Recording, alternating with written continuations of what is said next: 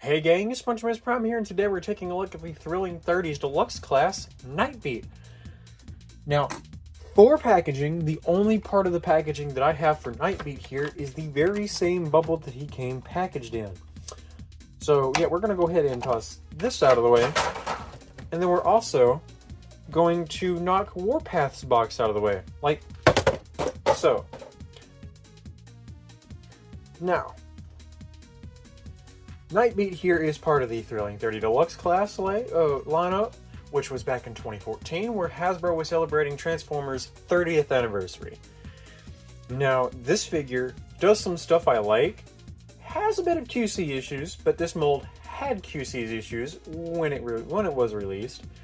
And funnily enough, this is a remold of the very first wave Deluxe Bumblebee, which ended up getting another remold eventually into Goldfire to show that he was more evolved, which also happened in the IDW comics, which, funnily enough, the entire Thrilling 30s lineup were based off designs out of the IDW comics, which I thoroughly enjoyed.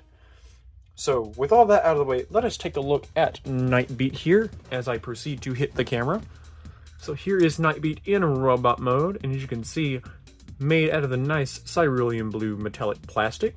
Got all that waviness detail on there, got some nice yellow hue, or paint here, even on the knees, got some nice red, got a nice tampographed Autobot insignia, and there is our lovely boy's head sculpt.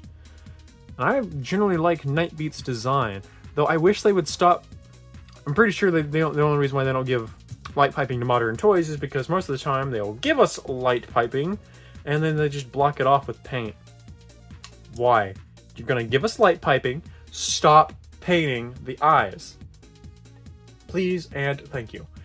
Anyways, so moving on down to the feet here, you can see looks really good. Got a number code here. I don't know if that's a badge number or what, but it kind of breaks the illusion that this dude is a Transformer.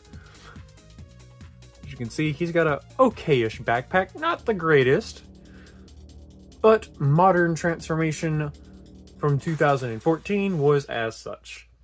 Now, Nightbeat here does come with some accessories. Moving it that way. Excuse my language, I will bleep that out. He does come with, give me a second, weapons, which, funnily enough, these can be used as stingers if you so want to, and these can store underneath the arms, so you can't actually hold these in the hands. And what I mean by underneath the arms, you rotate this dude to the back here, you've got two 5mm portholes right here, and you've got the posts which can swing forward and back. And you can just stuff this right here, albeit it's a very loose connection. And it doesn't sometimes hold very well. But I think this works as an optional stinger for Nightbeat here. Now yes, this doesn't work with Nightbeat because Nightbeat doesn't have stingers and he's not supposed to be a Bumblebee rebuild. So what I do with these, and yes, these do have an ulterior function, which we will get to. These can actually be stored in his hands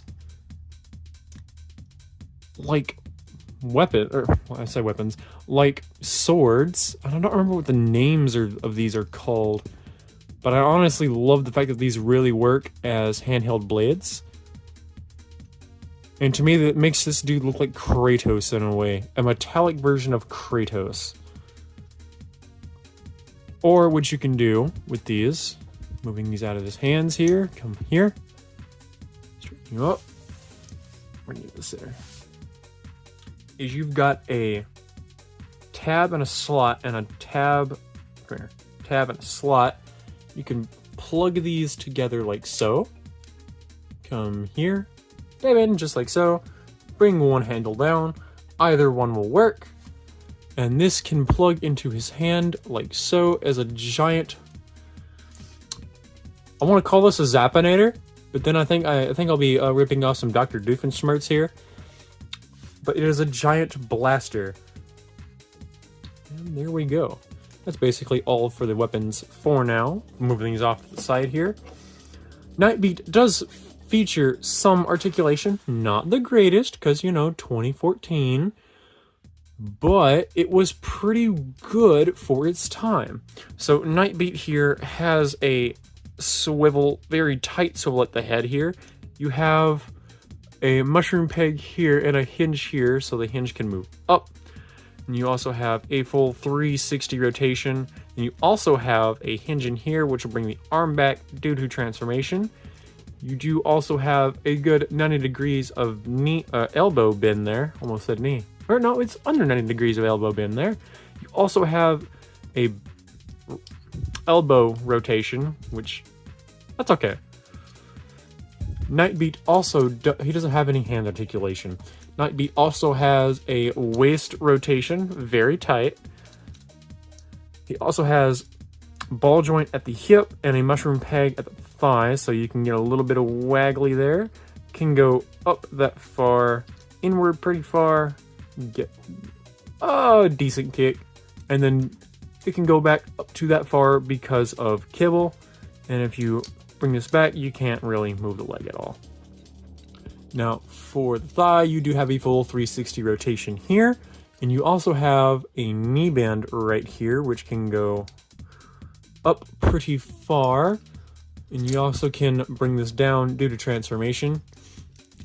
And you also have a ball joint at the ankle here, which you can get all sorts of good stuff, and then you can bring the toe down because of transformation. Now, straightening Nightbeat up here. Come straighten up for me, please, sir. Straighten up for me, please. There we go. Now, as you can see here, this is what Nightbeat looks like from the front. This is what he looks like from the back. Pretty kibble-tastic, but I don't mind it. Transformer with good kibble, I do not mind. Pretty much okay kibble or good kibble, I don't mind, but anything that is... Oh, anything that is a backpack that is not necessary is not okay in my books. I am looking at you specifically, Blitzwing. Legacy Blitzwing. Ugh, backpack. Anyways, so that is pretty much it for the robot mode. So let us get down to the vehicle mode.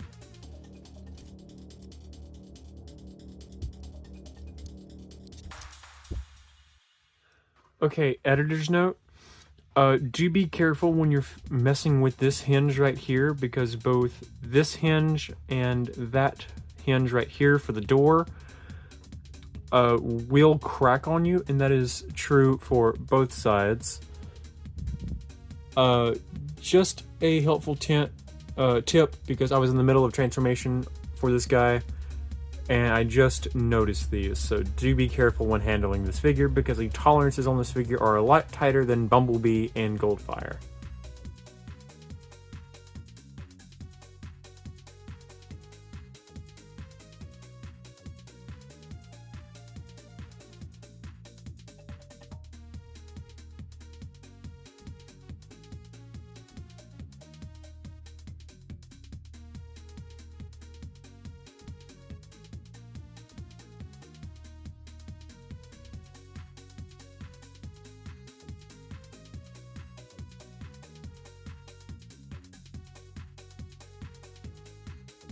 Alrighty, so here is Nightbeat in his vehicle mode, and I gotta say, this is a really good vehicle mode, and I really love the design of it for something that came out in 2014. And I just love how the flame decals work on the side of the vehicle mode here. I wish they would have extended it from here and went all the way to down to the side. Kind of a preference, but Hasbro, if you ever update this character, make the flame decal go from here down to here. I think it would really work, and I love how this gives off an almost Cybertron hotshot vibe, and I love it. Love it. Setting him down to the side here and setting him next to something like, say, Barricade. And let me explain something here. Barricade's transformation from Siege, simple. Like, you get a whole lot of room to work with to get this dude into vehicle mode. Nightbeat, however, you don't. Like, you have to transform the back piece of the vehicle. You have to transform the back part of the vehicle mode before you actually clip in the front end, so that way you don't have to worry about straining the doors and potentially breaking them off. And you actually don't get a lot of room to work with when you're tabbing all this in. Unlike Barricade here. But it's one thing I love about, Nightbeat here more than I love about Barricade. It's simple but complex enough that you have to figure it out on your own how to get this transformation to work a little bit better. Something that I will actually touch on whenever I do Rise of the Beast Mirage's review. And something I will also touch on when I do his Barricade's review as well.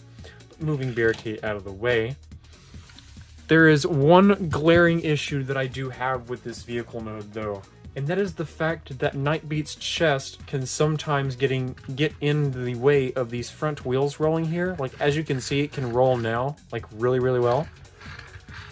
It's just not that far, but it's because the chest here does drag on the ground a bit. But if you have something like a rubber playmat, or a carpet floor, this won't actually be much of a problem, because it'll just roll really, really good. But other than that, if you have this on a very hard surface, this will not roll at all, because this chest will just tip it over like so. Like, it's just like this. Anyways. Oh, and I also forgot to shoot the comparison for Nightbeat here, but he is taller than what your average deluxe classes are now. He's about maybe shorter than a Voyager class, and that's on the smaller end of a Voyager class. And that's basically how Nightbeat scales. So, yeah. You also actually, before I go, you actually have weapon storage for this.